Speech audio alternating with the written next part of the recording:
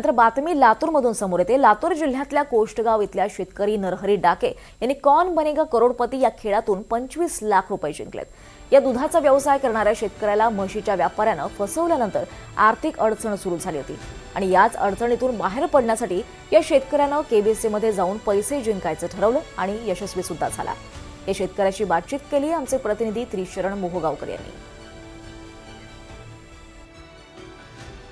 लातूर जिल्ह्याचा एक अनोखा पॅटर्न आपल्याला पाहायला मिळतोय। लातूर जिल्ह्यामधला एक सामान्य शेतकरी जो की 12वी पास आहे, तो केबीसी मध्ये जाऊन कौन बनेगा करोडपती मध्ये सहभागी होऊन 25 लाख रुपये जिंकून आलेत आणि आता आपल्यासोबत ते शेतकरी आहेत। मला सांगा, हा केबीसीचा अनुभव आणि या खेळाच्या अनुषंगाने काय सांगणार?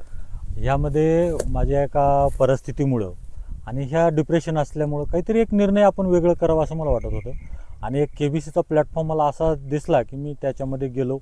तिथे गेल्याच्यानंतर खूप कठीण प्रसंगांना, म्हणजे हा 6 महिन्याचा प्रवास खूप कठीण होता, त्यामध्ये कठीण प्रसंगांना तोंड देत देत मी इथपर्यंत आलो आणि केबीसी टीमचं मनपूर्वक धन्यवाद। त्यांनी माझं सिलेक्शन तिथे याच्यामध्ये रँडमाइजली केलं आणि तिथून मी 25 लाख रुपये जिंकले आणि या 25 लाख जिंकले, त्याच्यासोबत एक स्कूटी गाडी जिंकली। त्याबद्दल माझ्या घरची परिस्थिती सुधारण्यामध्ये मला खूप मोलाचं सहकार्य मिळालं, त्याबद्दल मी केबीसीचे धन्यवाद करतो। तर हा वेगळा पॅटर्न आहे लातूर जिल्ह्यातला।